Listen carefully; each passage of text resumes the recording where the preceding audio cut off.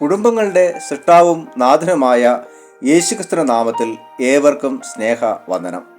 ഇന്നത്തെ ചിന്തയ്ക്കായി നൽകപ്പെട്ടിരിക്കുന്ന ചിന്താവിഷയം കുടുംബം അക്രമരഹിത സങ്കേതം എന്നുള്ളതാണ്. അക്രമവും അസമാധാനവും നിറഞ്ഞ ഒരു ലോക അന്തരീക്ഷത്തിലാണ് നാം ജീവിക്കുന്നത്. അക്രമങ്ങൾ എല്ലായ്പ്പോഴും ശാരീരികം തന്നെ ആയിരിക്കണമെന്നില്ല. അത് വൈകാരിക തലത്തിലുള്ളതോ ബന്ധങ്ങളെ തകർക്കുന്നതോ മുറിപ്പെടുത്തുന്ന വാക്കുകൾ ഉപയോഗിച്ചുള്ളതോ ആകാം. കുടുംബം എന്നത് മനുഷ്യന് ദൈവം നൽകിയ ശ്രേഷ്ഠമായ സമ്മാനമാണ്. അത് അക്രമരഹിതമായിരിക്കണം. അതിൽ ഓരോ വ്യക്തിയുടെയും ജീവനും ജീവിതവും അന്തസ്സും സംരക്ഷിക്കപ്പെടേണ്ടതുണ്ട്. കുടുംബ ബന്ധങ്ങൾ എല്ലായ്പ്പോഴും സ്നേഹത്തിലധിഷ്ഠിതമായിരിക്കണം. എന്നാൽ ദൗർഭാഗ്യവശാൽ ഇന്ന് പല കുടുംബങ്ങളും അസമാധാനത്തിൻ്റെയും അക്രമത്തിൻ്റെയും ഇടങ്ങളായി മാറുന്നു. സൗഖ്യം ലഭ്യമാക്കേണ്ട ഇടങ്ങൾ പരസ്പരം മുറിപ്പെടുത്തുന്ന കേന്ദ്രങ്ങളാകുന്നു.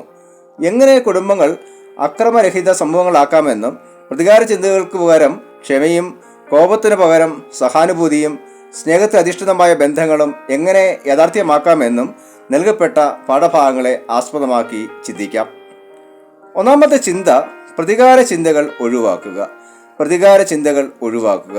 ഉൽപ്പത്തി പുസ്തകം 50-ാം അധ്യായം 15 മുതൽ 21 വരെയുള്ള വാക്യങ്ങളിൽ യാക്കോബിന്റെ മരണശേഷം തങ്ങൾ ചെയ്ത അതിക്രമങ്ങൾ നിമിത്തം യോസേഫിനെ ഭയപ്പെടുന്ന യോസേഫിന്റെ സഹോദരന്മാരെ നാം കാണുന്നു. യാക്കോബിന്റെ കുടുംബം പലതരത്തിലുള്ള അതിക്രമങ്ങൾക്ക് സാക്ഷ്യം വഹിച്ചിട്ടുണ്ട്.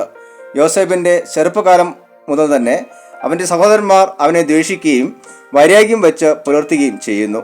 മാനസികവും വൈകാരികവുമായ പീഡനങ്ങൾക്ക് പുറമെ യോസേഫിന്റെ യൗവനാരംഭത്തിൽ സ്വന്തം സഹോദരന്മാർ അവനെ പൊട്ടക്കിണറ്റിൽ തള്ളിയിട്ട് കൊല്ലാൻ ശ്രമിക്കുന്നു. അതിനുശേഷം അവനെ പൊട്ടക്കിണറ്റിൽ നിന്നും വലിച്ചു കയറ്റി മിസ്രയീമ്യ കച്ചവടക്കാർക്ക് അടിമയായി വിൽക്കുന്നു. സ്വന്തം സഹോദരന്മാരുടെ അതിക്രമങ്ങൾ മൂലം യോസേഫ് ഒരുപാട് കഷ്ടതകളും പ്രതിസന്ധികളും നേരിടേണ്ടി വന്നു.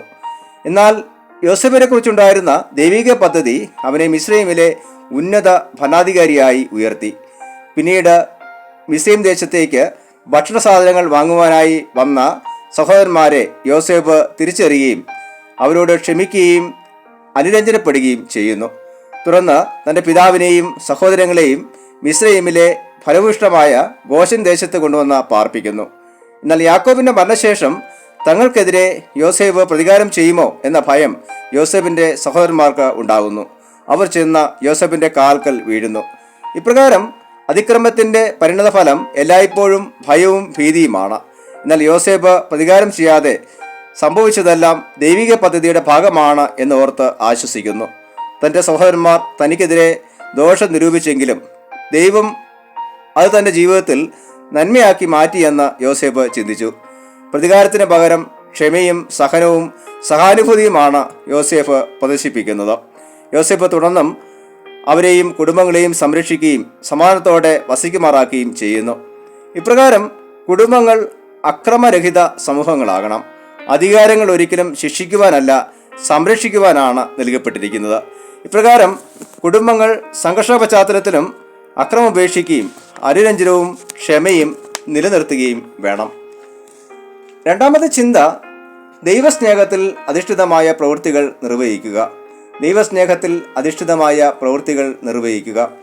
കൊലോസ്യർ 3-ാം അധ്യായം 12 മുതൽ 17 വരെയുള്ള വാക്യങ്ങളിൽ അപ്പോസ്തലനായ പൗലോസ് കുടുംബാംഗങ്ങളോടും സമൂഹങ്ങളോടും കോപവും വിദ്വേഷവും ഉപേക്ഷിക്കുവാനും പരസ്പരം ക്ഷമിക്കുവാനും എല്ലാറ്റിനും മീതെ സമ്പൂർണതയുടെ ബന്ധമായ സ്നേഹം ധരിക്കുവാനും ആവശ്യപ്പെടുന്നു. ക്രിസ്തുവിനാൽ നൽകപ്പെടുന്ന സമാധാനമാണ് നമ്മുടെ ജീവിതങ്ങളെയും ഹൃദയങ്ങളെയും നിയന്ത്രിക്കേണ്ടത്. ജീവിതത്തിൽ ലഭിച്ചിട്ടുള്ള നന്മകളെ ഓർത്ത് നന്ദിയുള്ളവരാകുമ്പോൾ സമാധാനം ഹൃദയങ്ങളിൽ നിറയുകയും സംഘർഷങ്ങൾക്കും അക്രമത്തിനുമുള്ള സാധ്യതകൾ ഇല്ലാതാകുകയും ചെയ്യും.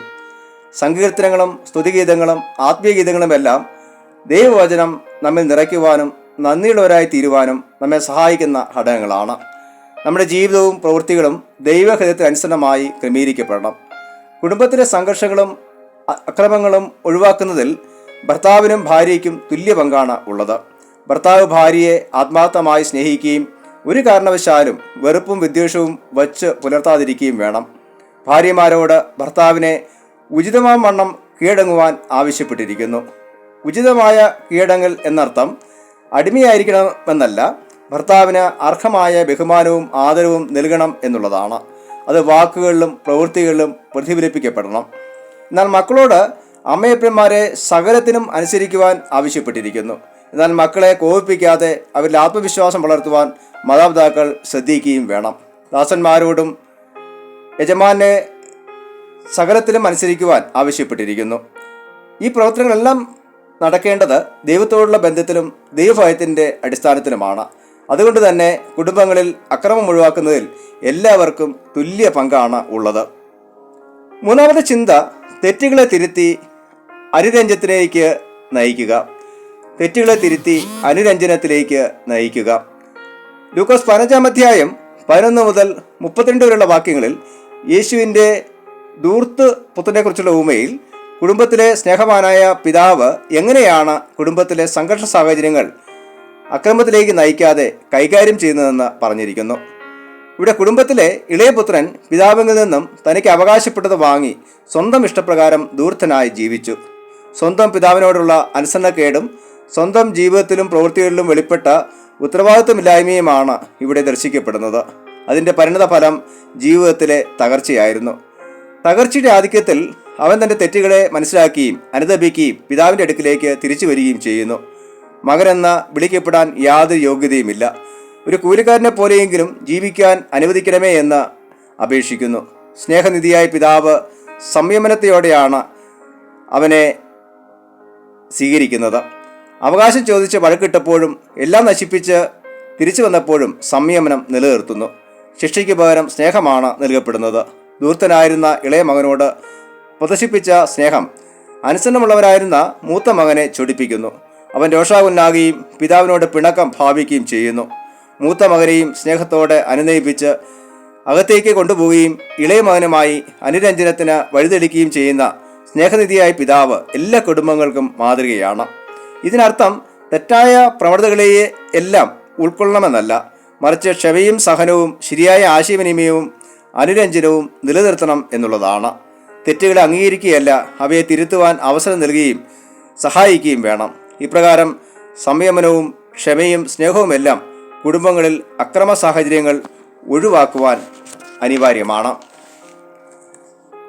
കുടുംബങ്ങൾ പരസ്പര സ്നേഹവും വിശ്വാസവും വ്യക്തികളുടെ അന്തസ്സും കാത്തുസൂക്ഷിക്കുവാനുള്ള ഇടങ്ങളാണ്. ഒരിക്കലും സംഘർഷങ്ങൾ അക്രമങ്ങളിലേക്ക് വഴിമാറാതിരിക്കുവാൻ ശ്രദ്ധിക്കണം.